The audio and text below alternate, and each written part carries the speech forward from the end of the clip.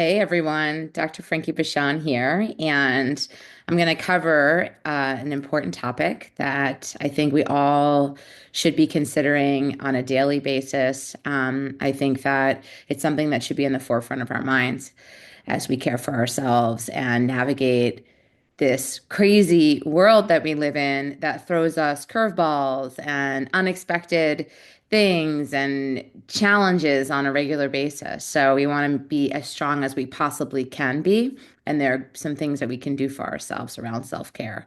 So that's what I want to really talk about and dive into today. But before I do that, I want to thank you all for joining me here every week.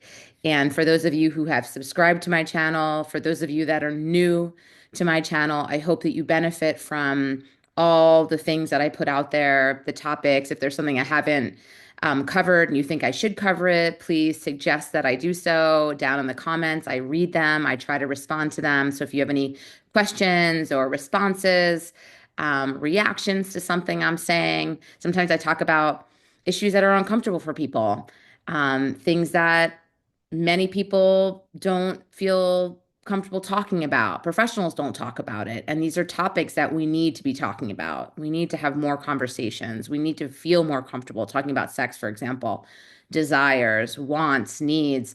How do we communicate these things effectively? And how do we feel comfortable within our own skin around these topics? So, I like to talk about things that are important, that come up in my practice repeatedly, and that are on people's minds that aren't talked about enough.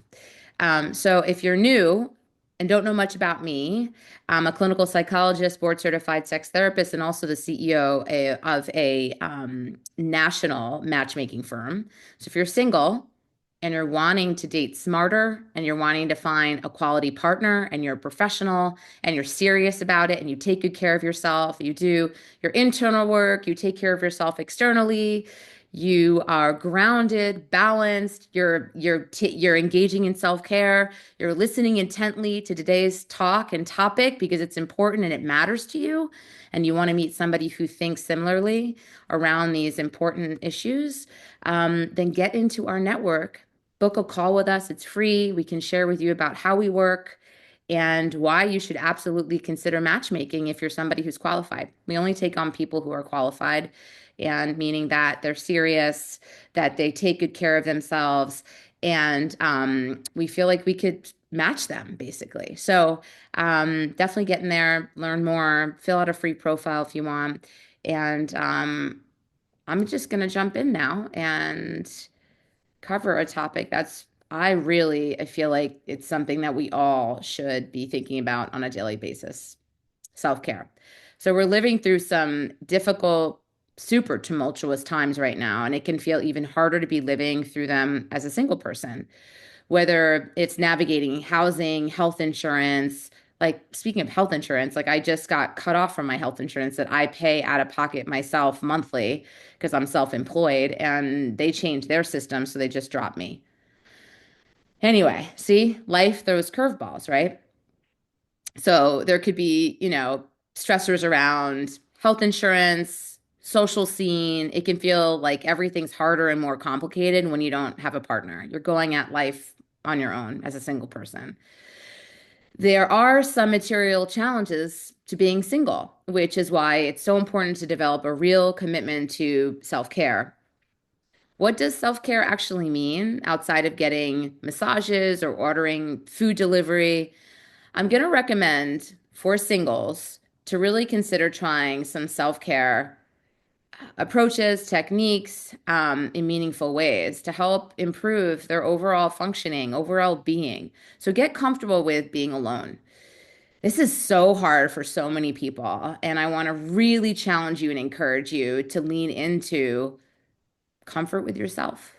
If you're used to being in a serious relationship, especially if you were living with a partner, one of the hardest things to get used to is just the fact of being yourself most of the time. It can feel weird to be in the apartment alone at night after a breakup, and at night it's the worst, right? So much harder than in the morning for most people. Or you can feel lonely coming home after a long day of work to an empty space. It's normal for there to be an adjustment period, and living alone can have its challenges. But one of the greatest things you can do for yourself, single or not, is to learn to actively enjoy your own company and like being alone rather than enduring it when you feel like you have no other choice. Notice how you spend your time when you're by yourself. Are you treating it like time to kill, swiping mindlessly on your phone, or just letting Netflix play while you shop online? These aren't inherently bad activities, but the message you send to yourself is that time alone is something to try to pass as quickly as possible until you get to something really worthwhile, time with other people. And I can really relate to that because I'm a go, go, go person who wants to be engaged and I'm totally extroverted. And before I really practiced some of these techniques, I really had a hard time being alone on my own, being my own company. So, yeah. Anyway, what would it look like to be purposeful about your alone time? You may have heard about dating yourself or organizing outings or activities to do alone with the same level of intentionality you would bring to a date with a romantic partner. This is a great practice, but you can learn to enjoy time with yourself even outside of a date night instead of just white knuckling through the hours between the end of your workday and your bedtime. Can you think of something you'd actually enjoy doing? Can you take the time to plan and cook at a nice dinner for yourself just because you actually deserve it, even if it will mean doing a few extra dishes? Are there projects or hobbies you can take on by just by doing them yourself, even if they're something small or trivial, like watching every rom-com made the year you were born?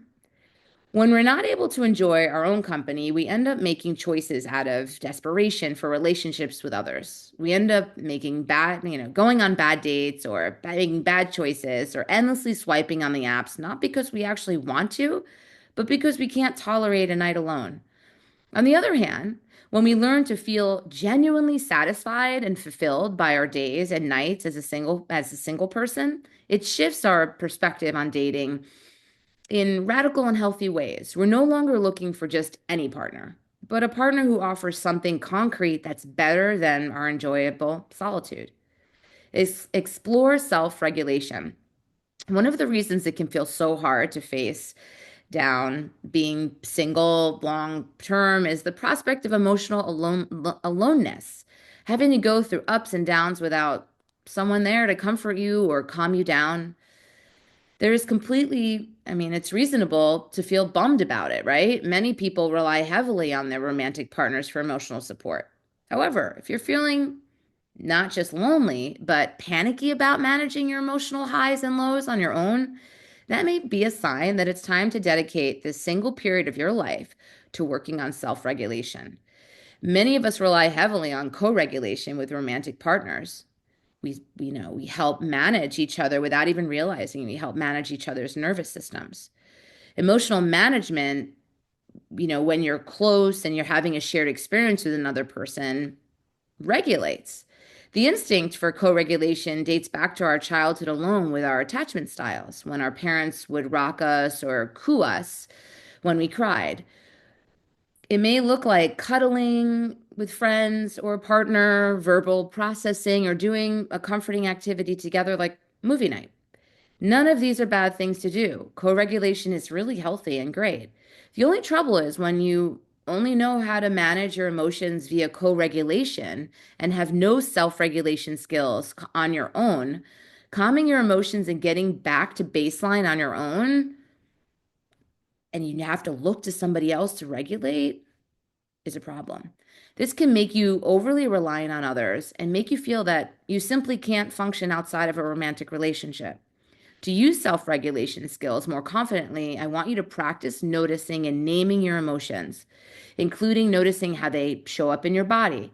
Does anxiety make you feel hot and antsy, while depression make you feel slow and maybe drowsy?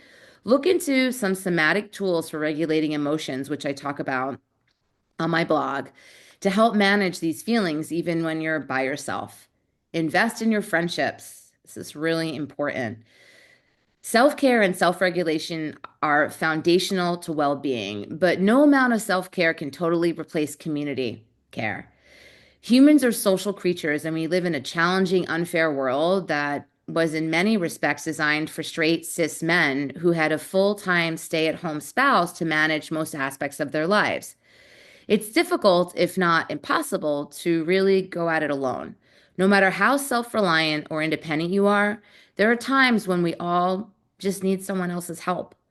For single people, this can feel defeating. Not having a partner can feel like a verdict that there will never be anyone to pick you up from the airport, get you groceries when you're sick, go to family events with you, or help medicate your sick cat. You can choose to stick all these things out on your own, or you can choose to invest in your friendships instead. So, not just investing in yourself through self care, but also investing in community and friendships. Investing means a few things. It requires both pouring intentional time and energy into your friendships to deepen the new ones and maintain the stable ones, remembering your friends' big personal events and following up to ask how they went, taking the initiative to make social plans, offering to plan birthday parties or make dinner. It also requires actively enacting the shared life you want to live with your friends. If you want to have the kind of friendships that pick you up from the airport or from surgery or from the bar when you can't drive, you need to be offering those things to other people as well and developing the vulnerability to ask them for when you need them. It sounds hard and it can be, certainly. It's really hard for people to ask for help, right? But it's so incredibly rewarding to build a community that can provide real, tangible support regardless of your friendship status at any given time. We need that. And we need that now more than ever before. I'm finding as a psychologist, I feel like given the circumstances, the climate that we're in right now, all over the world feels so divided, so tense, so unpredictable. We need our peeps, we need our friends. And most importantly, we need ourselves. So please consider what I'm suggesting. Try it out. Let me know how it goes. Comment, update us and me. And if I see your comment and you're sharing something vulnerable about your experience, I will definitely do my best to respond. And in the meantime, I want you all to take care of yourselves. And I'm sending you big hugs, kisses, and I will see you all next week.